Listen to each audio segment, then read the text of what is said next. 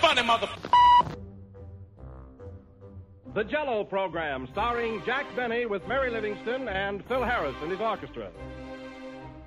Thank you, thank you. This is Groucho Marx. Well, here I am, stepping in over my head again. With Fibber McGee and Molly. Folks, this is just as new to me as it is to you. Hello? Hello, Mr. Benny, this is Rochester. The Great Gildersleeve. Well, what an original greeting.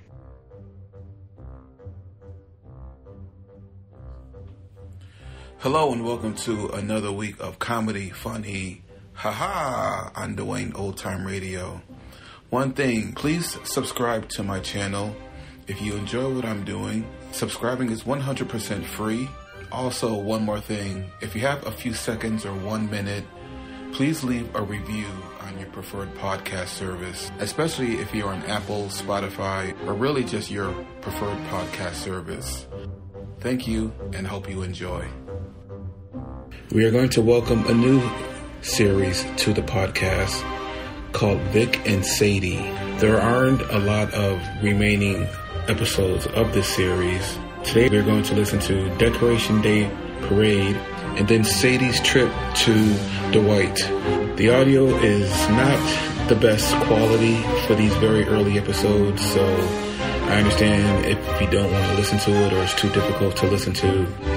But these ones aired June and November of 1937.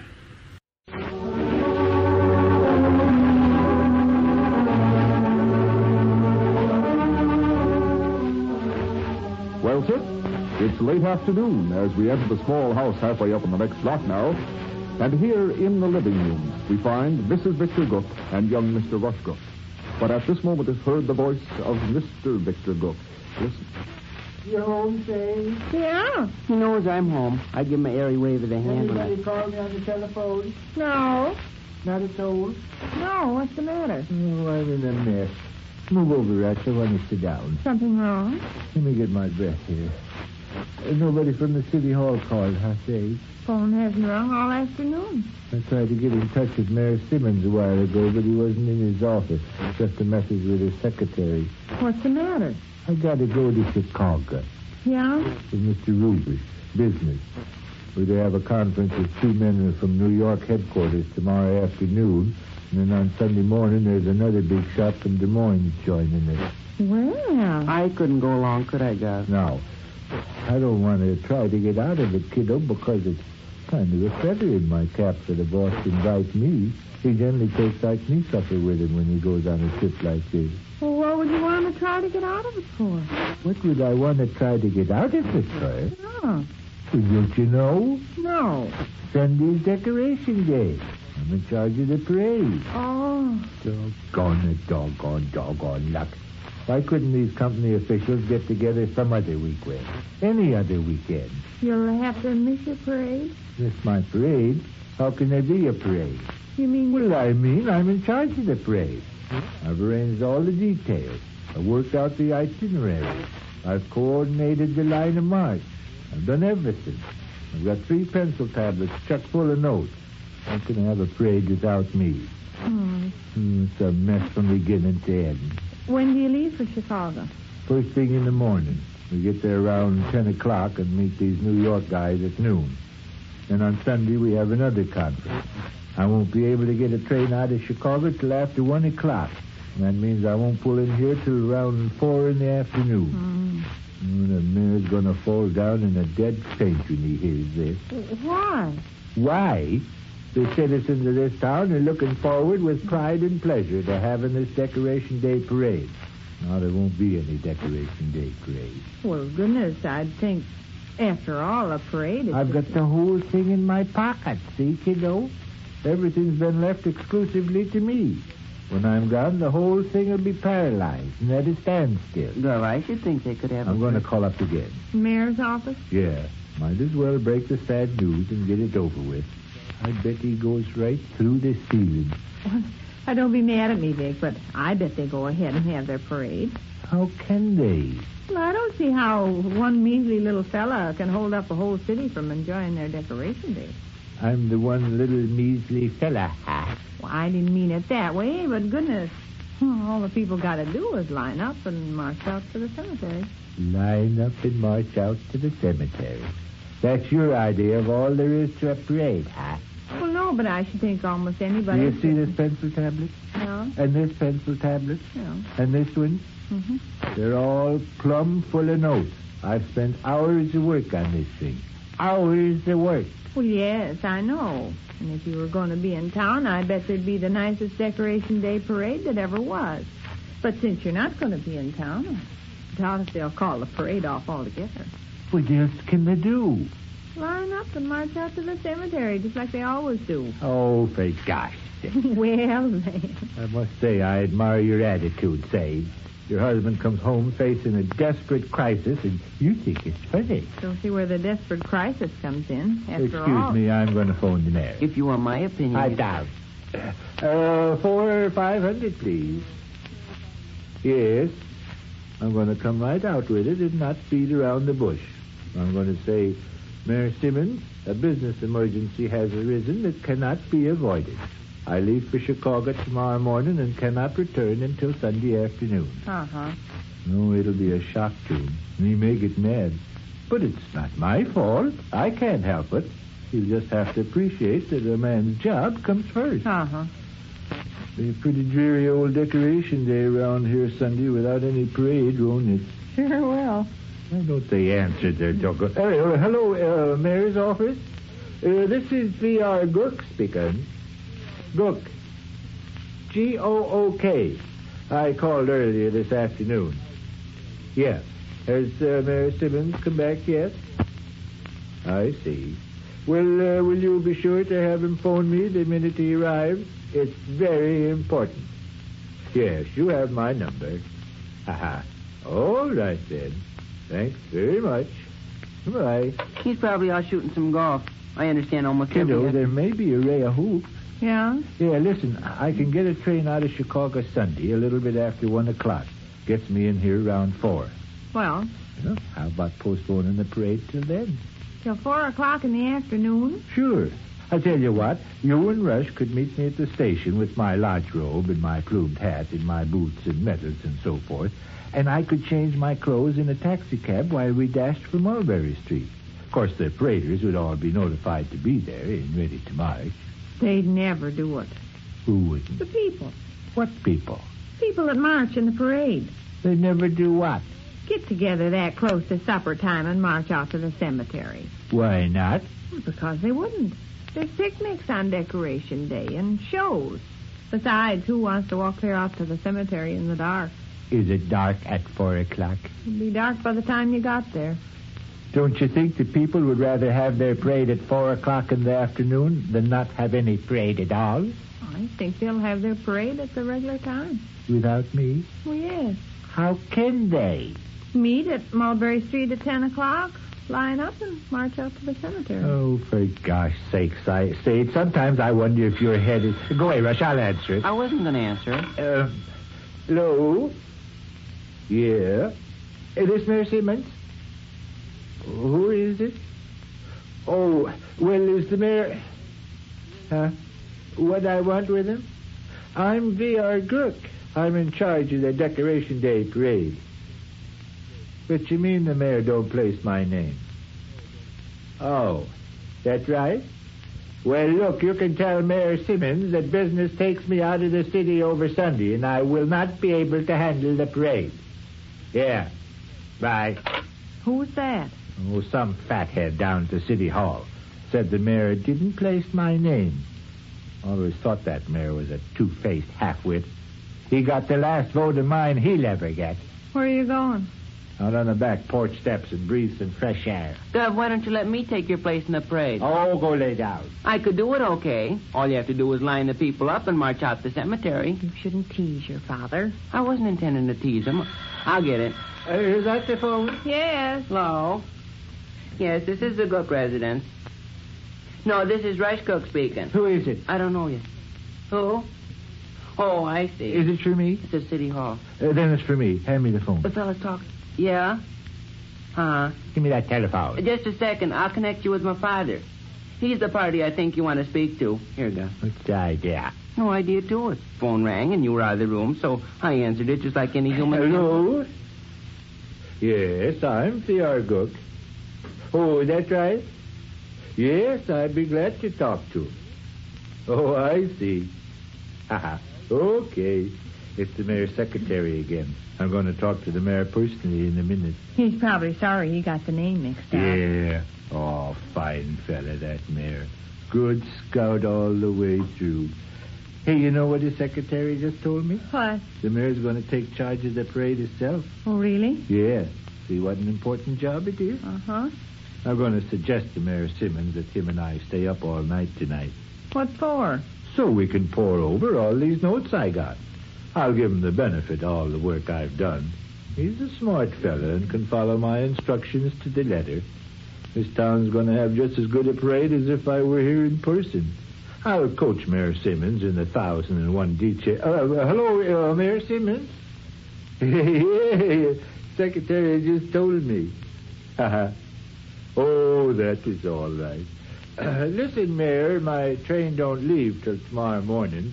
We got all night long to lay our plans out for the parade. Now, I suggest we get together in a hotel room. What? How you mean?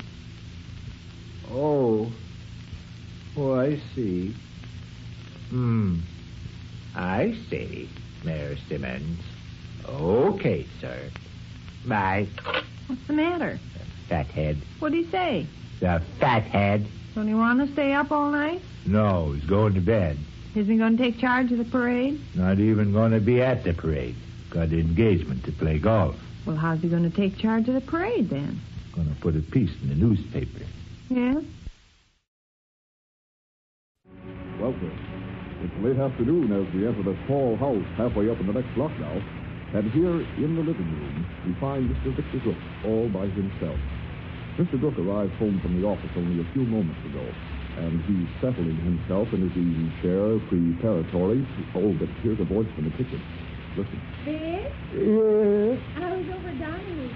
Sorry to come up the alley and hurried home to catch you before you went away again. I'm not going away again. Hey, Joe, guys. Yeah. I never knew anybody was home. Come down here, Rush. Want to speak to you. Okay. Vic, I'm going to Dwight tomorrow. Think so? Miss Apparat driving up in the car first thing in the morning. Invited me to come along. You like Dwight. Uh-huh. One of the geographical show places in the United States, Dwight. Dwight is a grassy jewel set in a silver necklace of woody We're glass. leaving at 5 o'clock. That early? Yeah, because Miss Apparat has to be back by noon. Now, listen, if I go, there's 1,001 things you and Rush will have to take care of for me. I believe I have the sense of responsibility required to faithfully discharge Hurry along, any... son. I didn't know anybody was home. We both just now got here. Life works out funny sometimes. There I was up in my solitary chamber. Suddenly the sound of human Get voices. pencil and paper out of the library table drawer before you sit down. Okay. You will be going to work in the morning, same as usual, won't you? Unless I pass away during the night. Well, there'll be some little things you'll have to handle over your office telephone then, I guess. Rush, bring 2 pencils. One for you and one for your father. I don't seem to be able to locate anything. Oh, there's 1,000 there. Yeah, but none got any points on. Guess I'll have to get a Well, razor feel blade. underneath my writing tablet there. You see my silver pencil with the ribbon on. Doug's probably got a pencil of his own in his pocket. As a matter of fact, I only got 8. So what we going to do, man? Miss Apparat's taking me for a lovely ride to Dwight tomorrow. Yeah? So you and Gov will have to keep the ranch going till I get back. You got any special plans for in the morning? Rooster Davis and myself sort of halfway intend to hop on our bicycles. Yeah. Well, you'll have time to work and play in. Here's a piece of paper, Gus. Say. What time you leaving, man? Awful early. 5 o'clock. What's the idea? Miss Apparat's got to be back by noon. What you going to do in Dwight? Oh, I'm just going to the lovely spin. Miss Apparat's got business with a man. Has to give him the deed to a house. Just hand him the deed to the house? Yeah. Say, don't draw pictures on me. I'm making a combination kangaroo and porcelain. Well, that's supposed to be your memorandum pad. And I want you to take down the different items careful so you'll be sure to get them straight. Okay, sure. Why, Miss Applewhite just has to hand the man the deed to the house. Why don't she mail it? I don't know, I'm sure. Person can stick a document in an envelope, and our United States Postal System will It's Miss Applewhite's business, not mine. I'm thankful for the nice ride. Paper stays fair and warmer for tomorrow, and it'll be a real treat for me. Now, the first thing, Dick, is me getting up in the morning. 5 o'clock, huh? 4 o'clock. We leave at 5. Well, I can't understand why you're leaving so early. Miss Applewhite's got to be back by noon. Well, Dwight's less than 40 miles away. You could walk up and walk back if you left at 5 o'clock in the morning. Well, I don't know. I'm not running this shebang. So quit picking flaws. Dick, how about me getting up in the morning? I got that down. You got what down? How about you getting up in the morning? You mean you got it written down on your piece of paper? Why? You give me a memorandum pad, told me to jot down the different items. Now, for goodness sake, let's quit playing around. I want you and Rush to get all this straight. Yeah, I want to tell you the things you have to do while they're fresh in my head. Right. Sure. Telephone Miss Brighton and... Now, wait. Let's get it understood about me getting up in the morning. Right. You think I'd better allow myself a full hour and set the alarm for 4? Depends You on... see, Miss Applewhite's going to come by and honk about 4:45. 4:45? Yes. Well, tell her not to honk too loud. At 4:45 in the morning, I'm generally in the land of dreams. And it'll be a great shock to my nervous system if an automobile Half an hour would be enough. Tonight, before I go to bed, I can lay out what I'm going to wear and so on. I thought my little blue with the cape. That looks kind of automobile-ish and nice. Little blue cape. What you writing it down for? I was under the impression... Now, quit fiddling, Dick. Plain. Yes, I guess a half an hour will give me enough time. See, I can hop in my clothes and have a cup of coffee, but... Oh, right, before I forget. The coffee man comes tomorrow. Tell him not to leave any this time. What if I don't see him? You'll see him. Generally shows up at the back door Saturday mornings at 10 o'clock or in around through there. What if I'm not home at 10 o'clock or in around? Well, run over to Miss Donahue after a while and ask her to tell him. He comes up the alley from Kelsey Street and stops in at her house first. Don't forget now. No. And to be 100% on the safe side, I'll make a note of it. 4:30 then, huh, Dick? What do you mean? I'll get up at 4:30. Gives me a whole half hour to get myself ready and drink a little coffee. Now, how about that beast of an alarm? What? A person can never depend on it. I thought I fixed that. You fixed it so it won't work. Suppose I better borrow Miss Donahue? Yeah, or else buy a new one down at the drugstore. For less than $1, they got high-grade alarm clocks to... Yeah. Write that down, son. Alarm clock. Alarm clock. 1. Tell you what some of the guys at the plant do say, when they want to get up early, I mean. They have Ed Weenie, their night watchman, ring them up on the telephone. Oh, no sense bothering him. Ed wouldn't mind. No. Central might think it was funny. What? Oh, man telephoned Miss Gook in the middle of the night. Central wouldn't Well, the know. new alarm clock ought to work, and I'll set our old one, too, to be safe. Now, about your boys' meals tomorrow. I'll set out the breakfast things tonight and have your cereal on the stove. All you'll have to do will be to light the jet. And at noon, I was thinking maybe you better eat at the cafeteria. They got good, substantial food there. Select meat and potatoes. And, Vic, don't let Rush fill up on strawberry shortcake and stuff. Okay. You'll be home at noon, won't you, Mom? Oh, that's right. I will. I forgot. Well, maybe you'll be tired from your journey and won't want to prepare. Oh, no, I can fix a little dinner. Got lots in the pantry. Oh, all right, now, son, you got your pencil ready? Uh-huh. Write down, call Miss Brighton and tell her Mama can take the ladies Tuesday. What time should I call her? That don't make any difference. But don't you dare forget. I expect I better call her early. Well, not too early. On Saturday, she generally stays in bed till almost noon. Why don't you call her yourself, then? Like I told you 10 million times, I'm going to be in Dwight, Mr. Emptyhead. Yeah, but you'll be back by noon. Oh, where's my head now? I guess you got the idea you're going to be away a week, kid. Yeah, I get to go on trips so seldom it kind of puts me in a stew. This will be the first long trip I've had in heavens knows when. You don't call going to Dwight a long trip, do you? Oh, it's long enough. 40 miles? I'd hate to walk 40 miles. Listen, does Miss Applewhite have to do anything in Dwight besides hand this man the deed to the house? No. Is she going to hand the man the deed and then turn the car around and start for home? Yeah. And you're leaving at 5 o'clock in the morning? Prompt at 5. I estimate you'll be home again before Governor you're out of bed. Oh, Mom, 40 miles is nothing in an automobile. maybe you think we're going to race out there 10,000 miles a minute. Ms. Afra probably won't drive any faster than 35 miles an hour.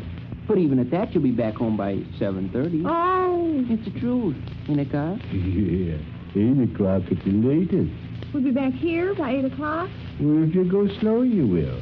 If my apparat steps on it a little, and she probably will, because there won't be anybody else on the hard road that early, you ought to be back around 6:45 or so. Oh, but it's 40 miles both ways. Yeah. Makes 80 miles altogether. Not quite, Mom. It's really only 37 miles to Dwight. 74 altogether. And we can go 74 miles leaving at 5 o'clock and get back by 8? I could almost do it on my bicycle. Well, I guess I better phone Miss Apple. Why, kiddo? I don't think she realizes. She thinks we're going to have to hurry like a house fire to get to Dwight and back by noon. Got lunches packed and everything.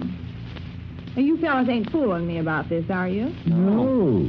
You can actually drive all them 74 miles at nice, decent speed and be back by breakfast time? Sure. Well, I don't know.